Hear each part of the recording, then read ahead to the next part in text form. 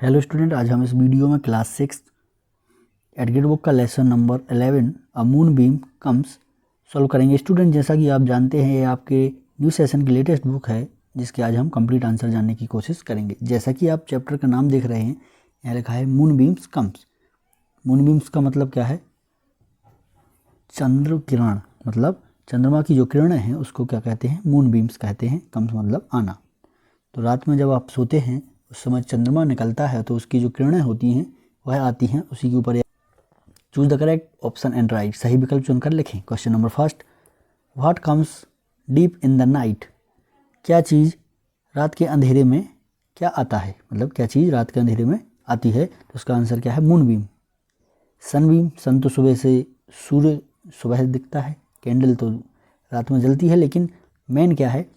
Moon के बारे में बात हुई है, चंद्रमा के बारे में बात हुई है, लाइट बीम नहीं है। इसका आंसर क्या है? C option. Question number 2, where does the moon beam climbs? जो मून बीम है, जो चंद्रमा की किरण है, वह कहाँ चढ़ती है? कहाँ चढ़ती हैं? क्लाइम मतलब चढ़ना। ऑन द विंडो सिल, मतलब खिड़की पर। कहाँ चढ़ती हैं? खिड़की पर चढ़ती हैं रात में। यही पोएम में हमने पढ़ा है। पोएम के अनुसार आपको आंसर देना है। Question number 3, if the moon beam comes and ask you to go with which place would you choose? अगर यदि चंद्रमा की किरण आकर आपके पास साथ चलने को कहे तो आप कौन सा स्थान चुनेंगे? प्लेस मतलब स्थान, कम्स मतलब आना, मून बीम्स जो चंद्रमा की किरण है वह आती हैं अगर, तो आप कौन सा स्थान चुनेंगे? तो उसका क्या है आंसर? मून। क्योंकि यह चैप्टर मून के बारे में, तो हमें मून आंसर देना पड़ेगा। Pick the odd one out, हमें इसमें से विषम को चुनना है। आई आपकी जो आंखें हैं, हैंड जो आपके हाथ हैं, फीट जो आपके पैर हैं। तो यह एक तीनों चीज़ें जो हैं एक इंसान की हैं। एक इंसान के शरीर में तीनों चीज़ें निवास करती हैं। सैंड जो है, सैंड का मतलब होता है रेत, तो रेत जो है ये अलग है, ये शरीर का हिस्सा नहीं है। तो इसका अंतर क्या हो जाएगा? आंसर हो जाएगा D option. Question number 5, the rhyming word. Rhyming का मतलब है तुकांत, जिसमें तुक बनता हो, जैसे cat bat rat, cat bat rat. तो इसमें देखिए आप तुक बन रहा है बोलने में। इसी प्रकार राइमिंग वर्ड इसका किसका पूछा है? बीम्स। बीम्स का क्या हो जाएगा? ड्रीम्स। बीम्स का मतलब क्या है? ड्रीम्स का मतलब क्या है? सपनी। और यहाँ पे बोलने में आपको एक सा लग रहा होगा, बीम्स ड्रीम्स। तो यह क्या हो जाएगा? तुकांत शब्द। इसके बाद हम देखेंगे आगे question. Fill in the blanks, choose the appropriate word from the box and fill in the blanks. सही शब्द चुनकर रिक्त स्थानों की पूर्ति करें। इन शब्दों में से आपको जो ये बॉक्स दिया है इसमें से आपको छांटने हैं और यहाँ पर लिखना है। Question number 6, the moon beams see if has closed your eyes. चांद की किरण देखती हैं कि क्या नींद ने तुम्हारी आंखें बंद कर ली। यह कहाँ की लाइन है? पोएम की लाइन है कि जब चंद्रमा की किरणें आती हैं वह देखती हैं कि आपकी आंखें बंद हो गई हैं, नींद ने बंद कर दी हैं, तो वह लौट जाती हैं। इसके बाद question number 7, the moon beams comes. जो मून बीम है, जो चंद्रमा की किरणें हैं, वह कैसे आती हैं? Tip toe on gentle feet. चंद्रमा की किरणें कोमल कदमों पर आती हैं, मतलब धीरे धीरे बिल्कुल आराम आराम से वह आपके पास आती हैं। Question number 8, the moon beams takes you to the land of dreams. जो मून बीम्स हैं वह कहाँ ले जाती हैं? लैंड ऑफ ड्रीम्स, सपनों की दुनिया में ले जाती हैं। The question number 9, the opposite मतलब बिलोम। अपोजिट का मतलब क्या है? बिलोम। और इसी को हम क्या बोलते हैं? एंटोनिम, मतलब अपोजिट। बिलोम जैसे दिन का रात, डे का नाइट, ऐसे मॉर्निंग का इवनिंग। तो इसके पूछा ओपन। ओपन मतलब खुला हुआ, तो क्या हो जाएगा? क्लोज्ड मतलब बंद। Question number 10, a precious yellow metal used for making jewellery is called. आभूषण बनाने में प्रयुक्त एक कीमती पीली धातु को सोना कहते हैं। क्या कहते हैं? सोना, गोल्ड। क्या कहते हैं? गोल्ड। आपने देखा होगा पीला कलर का जो होता है, इससे आभूषण बनाए जाते हैं, ज्वेलरी बनाई जाती है। ज्वेलरी का मतलब आभूषण। ये ज्वेलरी मतलब क्या होता है? आभूषण। तो इसको क्या कहते हैं? सोना कहते हैं, gold. Very short answer type question. Answer the question in one word और सेंटेंस। निम्नलिखित प्रश्नों के उत्तर एक शब्द या एक वाक्य में लिखें। Question number 11, when does the moon beam climbs the window सिल। चंद्रमा की किरणें हैं जो खिड़की की चौखट पर कब चढ़ती हैं? कब चढ़ती हैं? Answer, the moon beams climbs the window सिल डीप इन द नाइट। जब रात अंधेरी घनी रात हो जाती है, रात के अंधेरे में चांद की किरणें खिड़की की चौखट पर चढ़ती हैं। जब रात ज़्यादा हो जाती है, घनी रात हो जाती है, अंधेरा हो जाता है, तब वह चौखट पर चढ़ती हैं। Question number 12, what does the moonbeam see over the bed? बिस्तर के ऊपर चंद्रमा की किरण क्या देखती हैं? व्हाट डज द मूनबीम, चंद्रमा की किरण, सी मतलब देखती हैं, ओवर मतलब ऊपर, किस चीज़ के? बेड, बेड मतलब बिस्तर, बिस्तर के ऊपर वह क्या देखती हैं? The moonbeam see if the sleep has closed your our eyes. चांद की किरणें देखती हैं कि नींद ने हमारी आंखें बंद कर दी हैं या नहीं। वह देखती हैं कि आपकी जो नींद है, स्लीप है, उसने आपकी आंखें, क्लोज्ड मतलब बंद करना, क्या? आइज मतलब आंखें। तो जो चंद्रमा की किरणें हैं वो देखती है, सी मतलब देखना, कि आंखें आपकी किसने बंद कर दी हैं? नींद ने बंद कर दी। Question number 13, write the opposite word for the following. Opposite का मतलब मैंने अभी बताया क्या होता है? बिलोम, और इसी को हम क्या बोलते हैं? एंटोनिम। जैसे वेकअप, वेकअप मतलब जागना, स्लीप मतलब सोना, शैलो मतलब होता है उथला, डीप मतलब गहरा। तो यह दोनों अपने आप में क्या है? अपोजिट है, मतलब बिलोम है। इसके बाद देखते हैं rhyming. Question number 14, right the rhyming word for the following. Rhyming का मतलब है तुकांत, जिसमें तुक बने, अभी मैंने बताया था ऊपर। तुकांत शब्द जो होते हैं इसमें आपको बोलने में एक से लगे, जैसे कैट, बैट, रैट, आपको बोलने में एक से लग रहा है। इसी प्रकार क्या है? सेंड, सेंड का क्या हो जाएगा? हैंड, स्टिल, सिल। यहाँ पे एस की जगह एस हटा के क्या लगा दिया है? एच, तो क्या हो जाएगा? सेंड का हैंड। इस प्रकार से आप इसको कर सकते हैं। क्वेश्चन नंबर आगे देखेंगे। Short answer type question, answer the following question in 1 word और 2 सेंटेंस ईच। निम्नलिखित प्रश्नों के उत्तर 1 या 2 वाक्यों में लिखें। Question night, what happen in the night when all is still. रात में क्या होता है जब सब कुछ शांत होता है? स्टिल मतलब बिल्कुल शांत होना, सब कुछ शांत। हैपन मतलब होता है, होना। नाइट मतलब रात में, जब सब कुछ शांत होता है। तो आंसर क्या है? The night when all is still, रात में जब सब कुछ शांत होता है। A moon beams climb the window, तब जो चंद्रमा की किरणें हैं वह खिड़की पर चढ़ती हैं। Question number 16, why does the moon beams comes on gentle feet. चंद्रमा की किरणें कोमल कदमों पर क्यों आती हैं? जेंटल मतलब आराम से, बिल्कुल आवाज़ नहीं आई आपको, बिल्कुल धीरे धीरे, टिप टू मतलब अंगूठों के ऊपर वजन रखकर धीरे धीरे वह आती हैं मून बीम्स, क्या? चंद्रमा की किरणें। तो उसका आंसर क्या है? The moon beams comes on gentle feet to touch our eyes with golden beams. Our यहाँ पे क्या हो जाएगा? आवर है, OUR, our, our eyes with golden beams.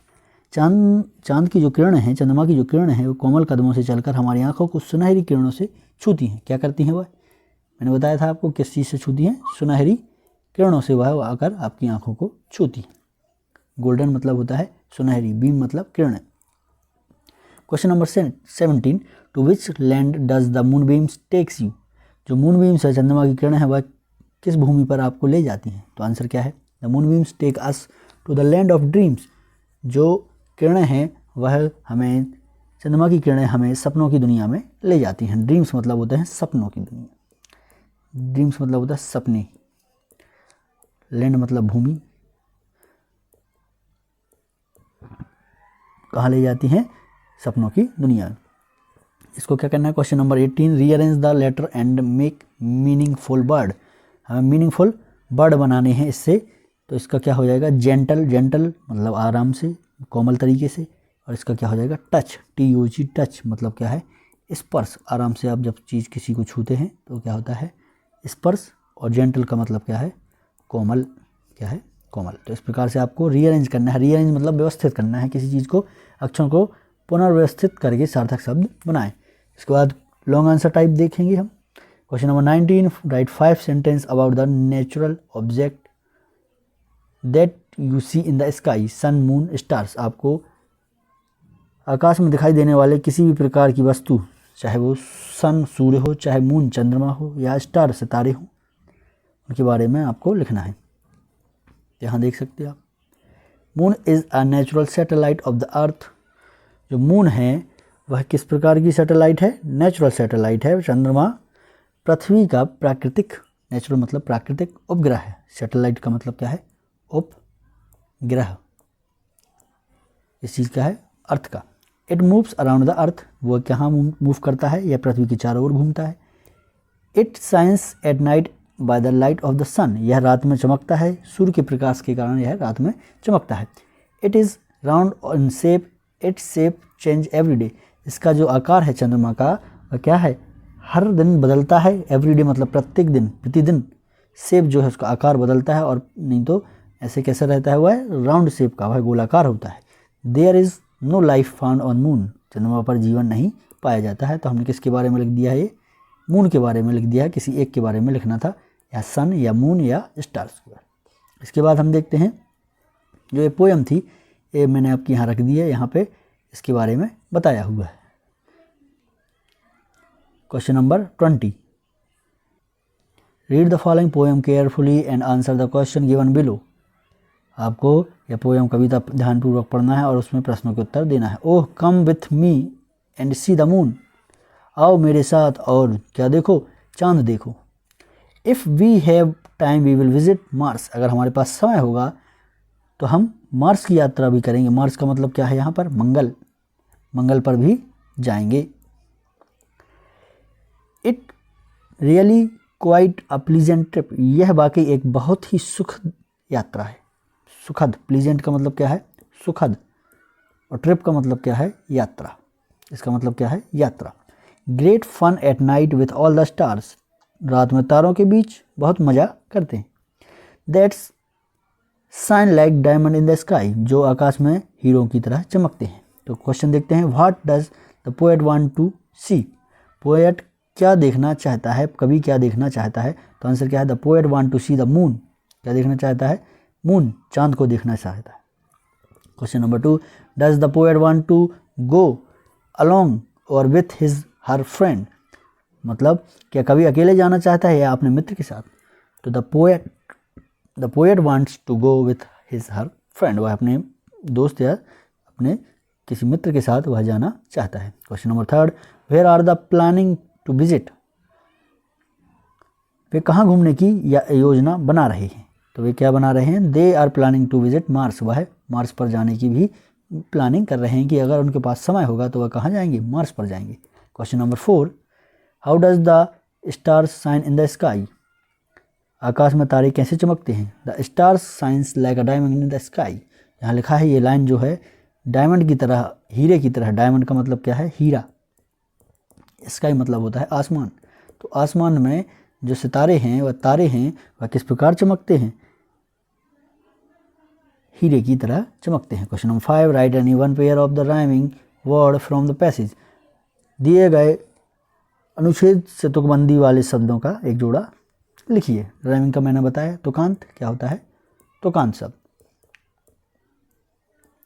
तो क्या हो जाएगा, मार्स स्टार्स, देखिए यहाँ पे लिखा है मार्स स्टार्स, हो जाएगा मार्स स्टार्स। आपको प्रोबेबली में तो आ रहा होगा इसमें, तो इसका आंसर यही हो। ये जो पोएम है ये मैंने क्लास में आपको बता दी थी, फिर भी मैं यहाँ पे आपको एक बार रिवाइज करा दे रहा हूँ। Deep in the night when all is still, रात के अंधेरे में, डीप मतलब अंधेरा, इन द नाइट रात के अंधेरे में सब कुछ शांत होता है, स्टिल मतलब शांत होता है। और मूनबीम क्लाइम्स द विंडो सिल, जो चांद की एक किरण खिड़की की चौखट पर चढ़ती है। कहाँ से, सिल का मतलब होता है चौखट, विंडो मतलब खिड़की, मूनबीम मतलब चांद की किरणें, क्लाइम मतलब चढ़ना। ओवर योर बेड, कहाँ पर चढ़ती है, या आपके बिस्तर के ऊपर आती है। If it C if sleep has closed your eyes, देखती है कि क्या नींद ने आपकी आंखें बंद कर दी। स्लीप मतलब नींद, क्लोज्ड मतलब बंद करना आपकी आंखें। A pinch of gold some fairy sand, चांदनी की किरण के हाथ में समाई हुई है, मतलब जो चांद की किरणें हैं उसके हाथ में क्या है, एक चुटकी भर क्या है, गोल्ड है, सोना है, जो किसने भेजा है, फेरी, फेरी मतलब परियों ने। इसके बाद यू आर नॉट एस्लीप, तुम सो नहीं रहे हो। You are not asleep, it comes tip toe on gentle feet, वह देखती है, वह दबे पाँव आपके पास आती है और देखती है कि अगर आप नहीं सो रहे हो तो टच योर आइज़, और आपकी आंखें को टच करने की बात करती है। विद द गोल्डन बीम्स, किससे, सुनहरी किरणों से वह आपकी आंखों को छूना चाहती है। And take you to the land of dreams, और वह कहाँ ले जाना चाहती है, आपको सपनों के संसार में ले जाना चाहती है, ताकि आप अच्छे अच्छे सपने देख सकें। इसके पोएट कौन हैं, रस्किन बॉन्ड। पोएट का मतलब क्या है? कवि, जो कविता लिखते हैं। तो इसके बाद मैं आपका अगला चैप्टर भी लाने की कोशिश करूँगा जो बीरबल वाला है, बीरबल एंड अकबर वाला। और अगर आपको इस चैप्टर से कोई भी दिक्कत हो, कोई भी क्वेश्चन समझ ना आए तो आप कमेंट में लिख सकते हैं, मैं उसको कमेंट में आपको आंसर देने की कोशिश करूँगा। Thank you very much. आशा करते हैं आपको यह चैप्टर समझ में आया हो। वीडियो को लाइक करें, शेयर करें, सब्सक्राइब करें।